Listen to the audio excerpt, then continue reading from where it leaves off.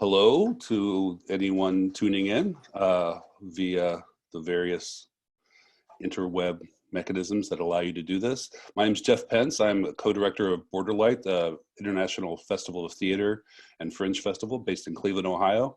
And this conversation is sponsored by the Cleveland International Film Festival, a wonderful event celebrating its 44th year that sadly coincided with the global pandemic, which means that the person we're speaking with today, Fatos Berisha, who has directed a wonderful film, was unable to come and physically present his film in person. And so today we're gonna talk about this flying circus piece. So Fatos, thank you. You're joining us from where are you joining us from? Kosovo. Hi everybody in Cleveland, Ohio. I'm Fatos Berisha. I'm joining you from Pristina, capital of Kosovo. It's in Europe. Oh yeah, yes. We've heard of it. It's a country size of Connecticut. Great. So for those of you who haven't seen the film, the shortest synopsis I can give you is 4 very distinctive actors in an ensemble at the onset of the Kosovo War decide to take a piece inspired by Monty Python's Flying Circus to the country of Albania. They're ethnic Albanians in Kosovo. It's a very, very treacherous and dangerous journey. Not much goes right, although they do win the prize. Fatos, I understand that you have a very this film has a kind of personal story for you. Could you elaborate on that for us? Yes, yeah, you said it quite right. It is. I am attached to this story also because it's. I was part of that story, so it's based on real events, and I was for the ones who saw the film. Let's say I was the 5th guy, the stupid and naive. A group of and young, of course, people who did travel in dangerous times in the Balkans, in pre-war time, and going after their dream. So they go to a neighboring country and have to travel illegally through the mountains and the rivers and to go at the theater festival, but actually their main goal is to meet their idol, Michael Palin, of the Monty Python Flying Circus, who is their idol, and their play is also quite, quite influenced by this Monty Python Flying Circus series and the humor and all that surrealistic humor that British series did. So basically, that was. That is the story of the film, and that was the background actually when I started to write this film. And it took me quite long, maybe 20 years, to do this film after the real events occurred in Kosovo, in Balkans, in those times. So yeah, I'm quite attached to this film, if I can say. Can I ask you why you think it took you such a long time? I mean, the work feels extremely fresh. It feels very youthful. Yeah. It's very energetic. I'm curious why you think it took you a while to process and put it out. Yeah, I don't know actually the truth. Maybe because I also after the war we had this situation of freedom. We have experienced something that people rarely do. Freedom, because we, in the normal countries, that's for granted, people take it for granted. But then after the war, it's been a kind of long celebration going on and kind of, happy madness, and everybody was enjoying ourselves in the freedom. And then you start rebuilding, your life, you get, your everything, your apartment, you get, to start working. So I work a lot in theater as well. I direct plays, and I worked a lot on TV series. So I had to pay the bills and so on. So that's one of the reasons. The second is probably that I needed some distance, probably.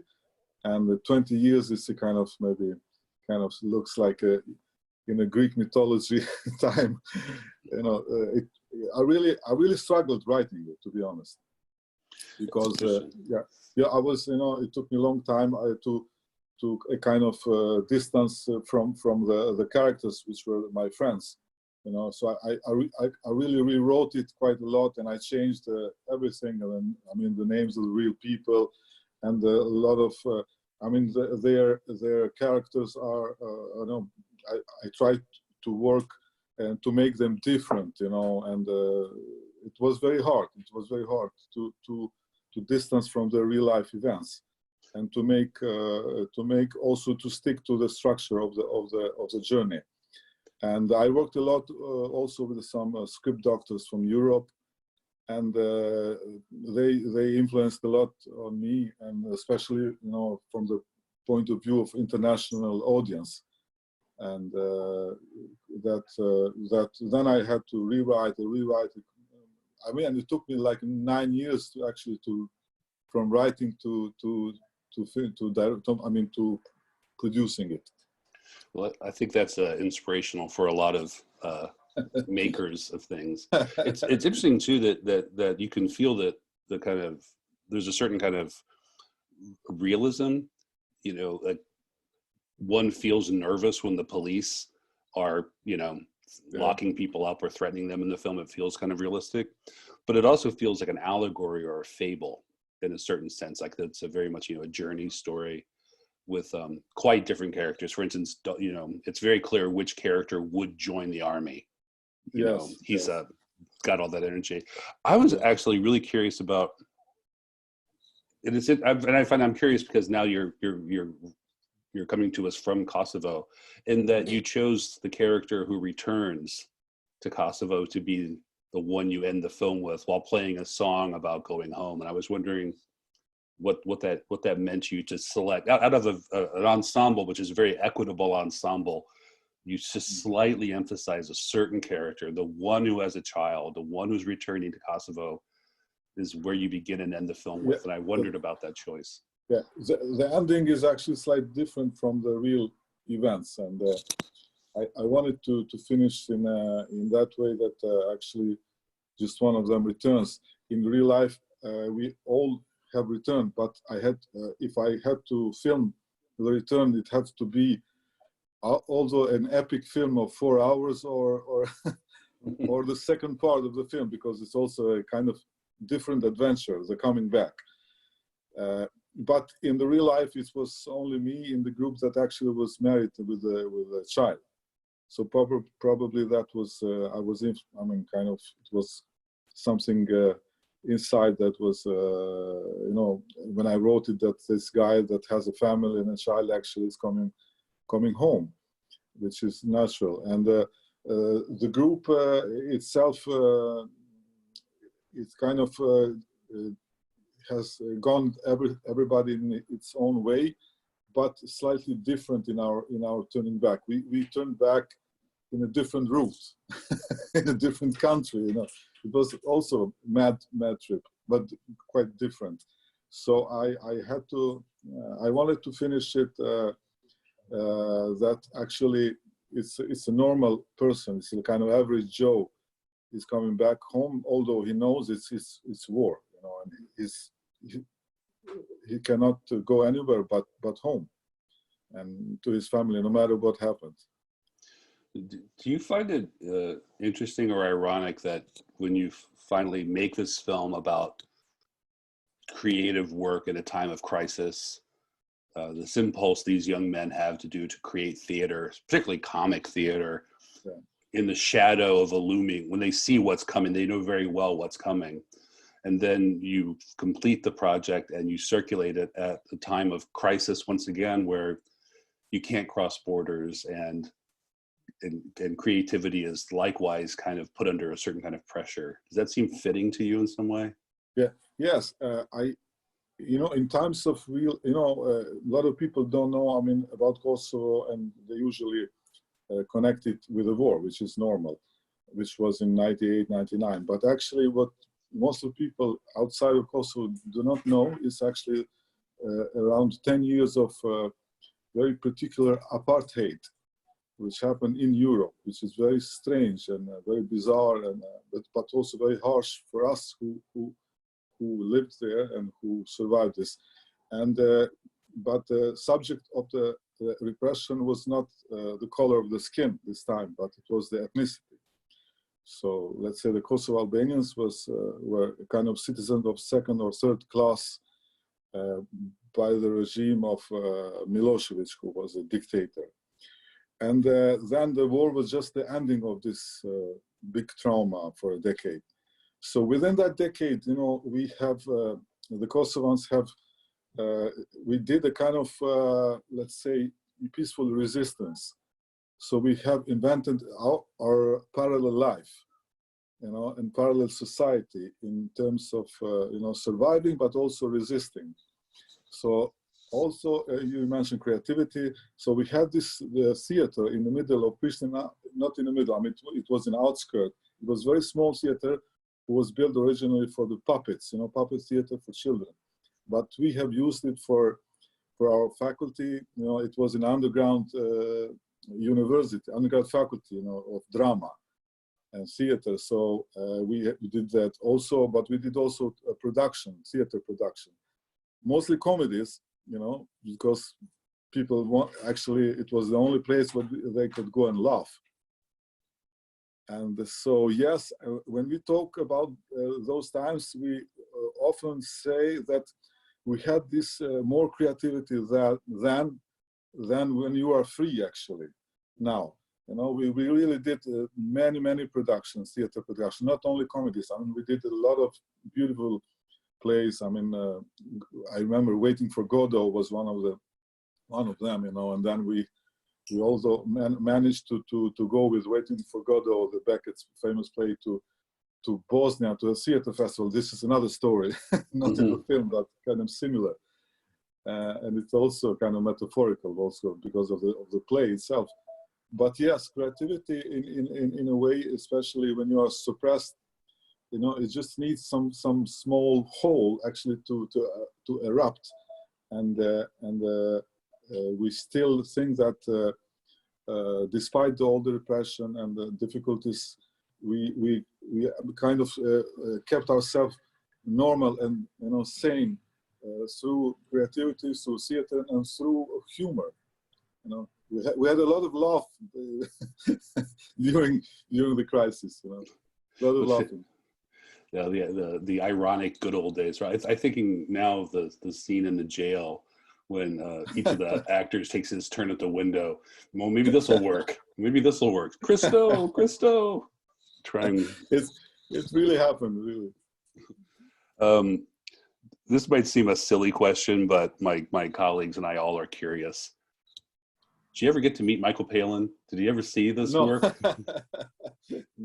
No, but no. I mean, this was another layer in the script, which originally that didn't happen. I mean, the Palin was not in our, let's say, focus. But I was when I was writing and rewriting, we had to add another layer, another motive for the film. You know, because it kind of fitted because he was, and I mean the old Pythons were our idols, and they still are in a way.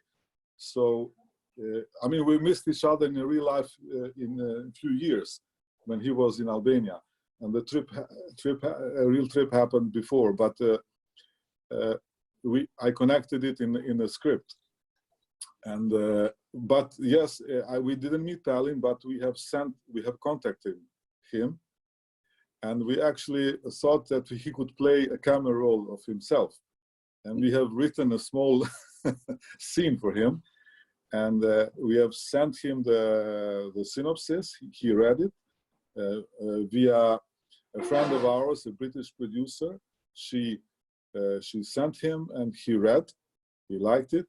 He couldn't play, of course, but then he said that he will do something for us for this film.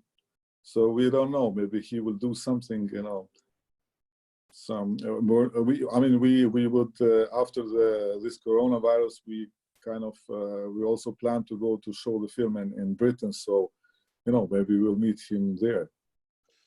Yeah, this actually makes me think of before the coronavirus crisis. You know, there are different kinds of crises happening around the world.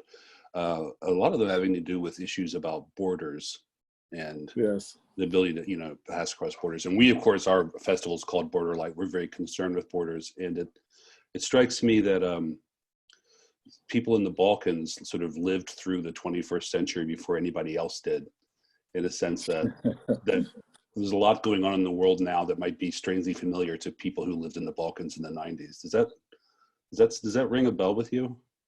Yes, it is quite ironic. I mean, the Kosovo is still. I mean, we are very used to being isolated. You know, not only because of the coronavirus. I mean, the Kosovo is the only country in Europe that is still needs visas to go out, you know, to go into Europe. So we really feel isolated in that sense of, you know, traveling, you know, and to get visa, you know, maybe you Americans, you don't know what that means because you travel freely. It's a hell of a job, you know. It's so complicated, you know.